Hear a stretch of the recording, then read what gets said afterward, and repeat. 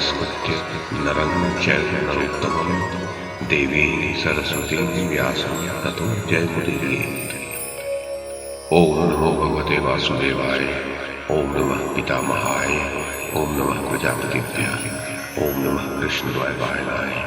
ओम नमः सर्वविघ्नविनायकेभ्यः।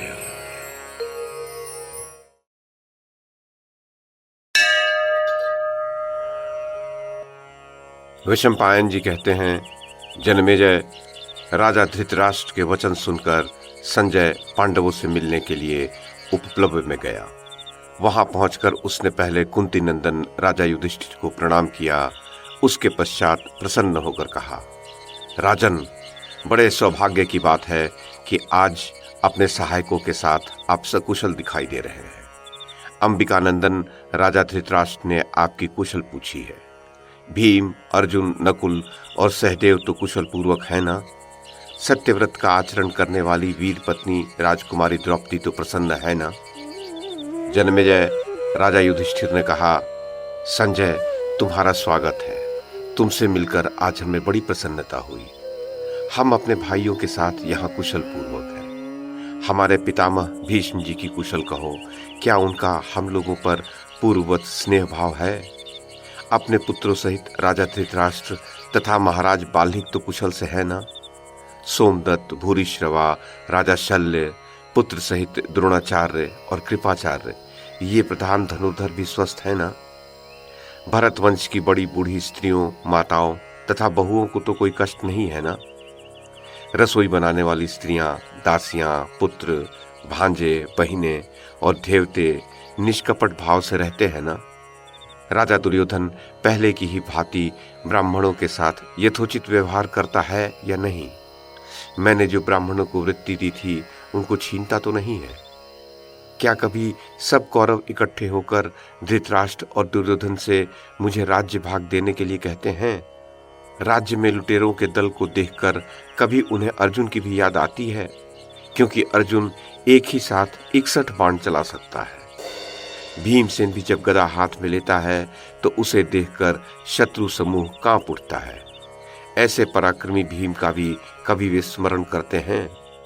महाबली एवं अतुल पराक्रमी नकुल सहदेव को तो वे भूल नहीं गए हैं ना? मंद बुद्धि दुर्योधन आदि जब खोटे विचार से घोष यात्रा के लिए वन में गए थे और युद्ध में पराजित हो शत्रुओं द्वारा बंदी बना लिए गए थे, उस समय भीमसेन और अर्जुन ने ही उनकी रक्षा की थी। ये बातें उन्हें याद आती हैं या नहीं? संजय, यदि हम लोग दुर्योधन को सर्वथा पराजित न कर सके तो केवल एक बार उसकी भलाई कर देने से उसको वश में करना कठिन ही जान पड़ता है। जनमेजय, संजय बोला, पांडुनंदन, आपने जो कुछ कहा है बिल्कुल ठीक है। जिनकी कुशल आपने पूछी है वे सभी कुरुश्रेष्ठ सानंद हैं। दुर्योधन तो शत्रुओं को भी दान करता है, फिर ब्राह्मणों को दी हुई वृत्ति कैसे छीन सकता है? धृतराष्ट्र अपने पुत्रों को आपसे द्वेष करने की आज्ञा नहीं देते। वे तो उन्हें द्रोह करते सुनकर मन ही मन बहुत संतप्त होते हैं, कारण कि वे अपने यहाँ आए हुए ब्राह्मणों के मुख से बारंबार सुनते हैं कि मित्र द्रोह सब पातकों से भारी पाप है। युद्ध की चर्चा चलने पर राजा धृतराष्ट्र वीराग्रणी अर्जुन, गदाधारी भीम तथा रणधीर नकुल सहदेव को सदा ही स्मरण करते हैं। अजात शत्रु, अब आप ही अपनी बुद्धि से विचार करके कोई ऐसा मार्ग निकालिए जिससे कौरव, पांडव तथा संजय वंशियों को सुख मिले। यहाँ जो राजा उपस्थित हैं उन्हें बुला लीजिए। अपने मंत्रियों और पुत्रों को भी साथ रखिए। फिर आपके चाचा धृतराष्ट्र ने जो संदेश भेजा है उसे सुनिए। युधिष्ठिर ने कहा, संजय, यहाँ भगवान श्री कृष्ण, सात्विकी तथा राजा विराट उपस्थित हैं। पांडव और संजय सब एकत्रित हैं। अब धृतराष्ट्र का संदेश सुनाओ। संजय बोला, राजा धृतराष्ट्र युद्ध नहीं शांति चाहते हैं। उन्होंने बड़ी उतावली के साथ रथ तैयार कराकर मुझे यहाँ भेजा है। मैं समझता हूँ भाई, पुत्र और कुटुंबी जनों के साथ राजा युधिष्ठिर इस बात को पसंद करेंगे। इससे पांडवों का हित होगा। कुंती के पुत्रों, आप अपने दिव्य शरीर, नम्रता और सरलता आदि के कारण सब धर्मों एवं उत्तम गुणों से युक्त हैं। उत्तम कुल में आप लोगों का जन्म हुआ है। आप बड़े ही दयालु और दानी हैं। स्वभावतः संकोची, शीलवान और कर्मों के परिणाम को जानने वाले हैं। आपका हृदय सत्व गुण से परिपूर्ण है, अतः आपसे किसी खोटे कर्म का होना संभव नहीं है। यदि आप लोगों में कोई दोष होता तो वह प्रकट हो जाता। क्या श्वेत वस्त्र में काला धब्बा छिप सकता है?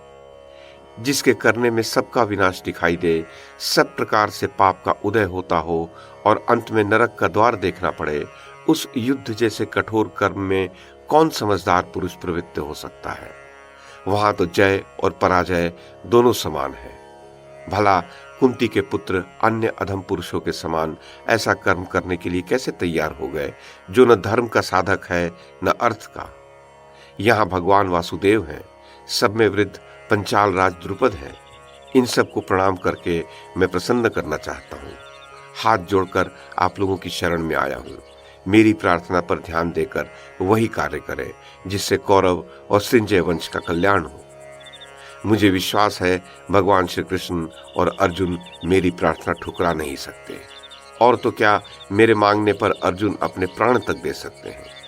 ऐसा समझकर ही मैं संधि के लिए प्रस्ताव करता हूँ। संधि ही शांति का सर्वोत्तम उपाय है। भीष्म पितामह और राजा धृतराष्ट्र की भी यही सम्मति है। जन्मेजय, युधिष्ठिर ने कहा, संजय, तुमने ऐसी कौन सी बात सुनी है जिससे मेरी युद्ध की इच्छा जानकर भयभीत हो रहे हो? युद्ध करने की अपेक्षा उसे न करना ही अच्छा है। संधि का अवसर पाकर भी कौन युद्ध करना चाहेगा? इस बात को मैं भी समझता हूँ कि बिना युद्ध किए यदि थोड़ा भी लाभ हो तो उसे बहुत बड़ा मानना चाहिए। संजय, तुम जानते हो हमने वन में कितना क्लेश उठाया है, तब भी तुम्हारे बात पर विचार करके हम कौरवों के अपराध क्षमा कर सकते हैं। कौरवों ने पहले हमारे साथ जो व्यवहार किया और उस समय हम लोगों का उनके साथ जैसा व्यवहार था, वो भी तुमसे छिपा नहीं है। अब भी सब कुछ वैसा ही हो सकता है। तुम्हारे कथनानुसार हम शांति धारण कर लेंगे, किंतु यह तभी संभव है जब इंद्रप्रस्थ में मेरा ही राज्य रहे और दुर्योधन इस बात को स्वीकार करके वहां का राज्य हमें वापस कर दे। संजय बोला, पांडुनंदन, आपकी प्रत्येक चेष्टा धर्म के अनुसार होती है। ये बात लोक में प्रसिद्ध है और देखी भी जा रही है। यद्यपि यह जीवन अनित्य है, तथापि इससे महान सुयश की प्राप्ति हो सकती है। इस बात को सोचकर आप अपनी कीर्ति का नाश न करें।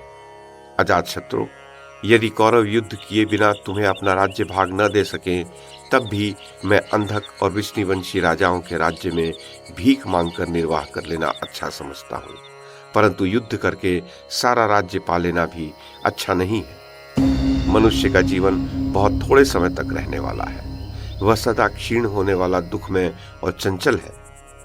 अतः पांडव, यह नरसंहार तुम्हारे यश के अनुकूल नहीं है। तुम युद्ध रूपी पाप में प्रवृत्त मत हो। इस जगत के भीतर धन की तृष्णा बंधन में डालने वाली है। उसमें फंसने पर धर्म में बाधा आती है। जो धर्म को अंगीकार करता है वही ज्ञानी है। भोगों की इच्छा रखने वाला मनुष्य अर्थ सिद्धि से भ्रष्ट हो जाता है। जो ब्रह्मचर्य और धर्माचरण का त्याग करके अधर्म में प्रवृत्त होता है तथा जो मूर्खता के कारण परलोक पर अविश्वास करता है, वह अज्ञानी मृत्यु के पश्चात बड़ा कष्ट भोगता है। परलोक में जाने पर भी अपने पहले के किए हुए पुण्य पाप रूपी कर्मों का नाश नहीं होता। पहले तो पाप पुण्य ही मनुष्य के पीछे चलते हैं, फिर मनुष्य को इनके पीछे चलना पड़ता है। इस शरीर के रहते हुए ही कोई भी सत्कर्म किया जा सकता है। मृत्यु के पश्चात कुछ भी नहीं हो सकता। आपने तो परलोक में सुख देने वाले अनेक पुण्य कर्म किए हैं, जिनकी सत्पुरुषों ने बड़ी प्रशंसा की है। इतने पर भी यदि आप लोगों को वह युद्ध रूपी पाप कर्म ही करना है, तब तो चिरकाल के लिए आप वन में जाकर रहें, यही अच्छा है। वनवास में दुख तो होगा, पर है वो धर्म। कुंती नंदन, आपकी बुद्धि कभी भी अधर्म में नहीं लगती। आपने क्रोधवश कभी पाप कर्म किया हो, ऐसी बात भी नहीं है।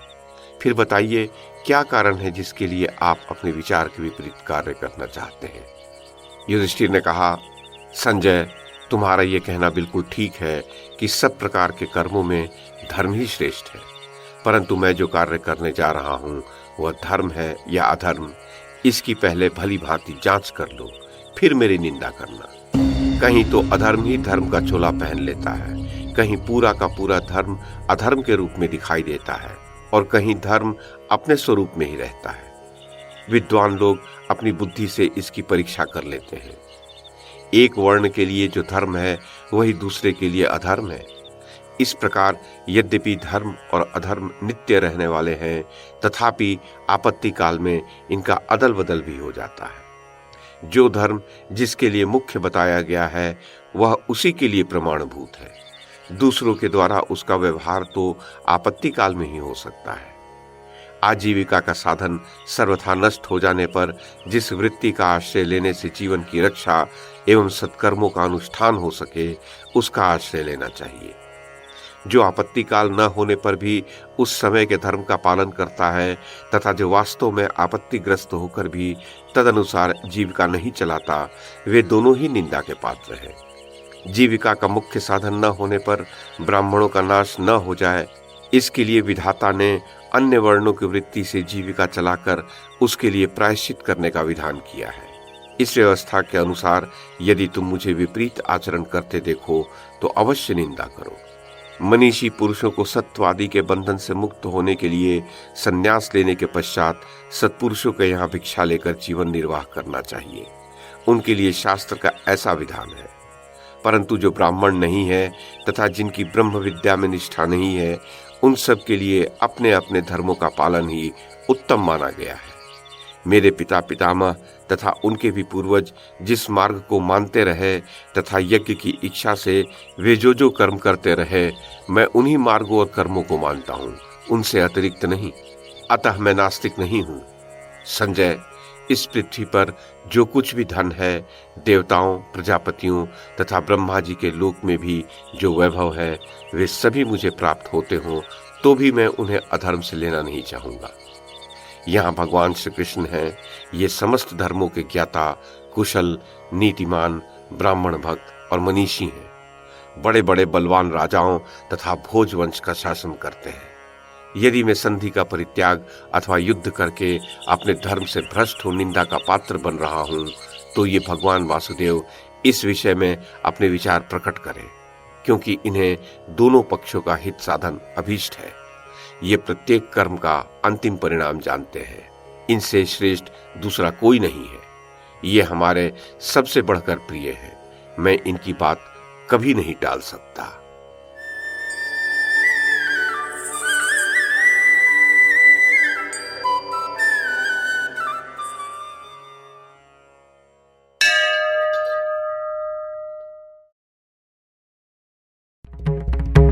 YouTube के माध्यम से महाभारत की कथा को एक श्रृंखला के रूप में प्रस्तुत करने का हमारा ये प्रयास यदि आपको सराहनीय लगा हो तो कृपया इस कड़ी को लाइक और शेयर करें, चैनल को सब्सक्राइब करें और बेल आइकन को दबाएं। साथ में अन्य लोगों को भी देखने के लिए प्रेरित करें।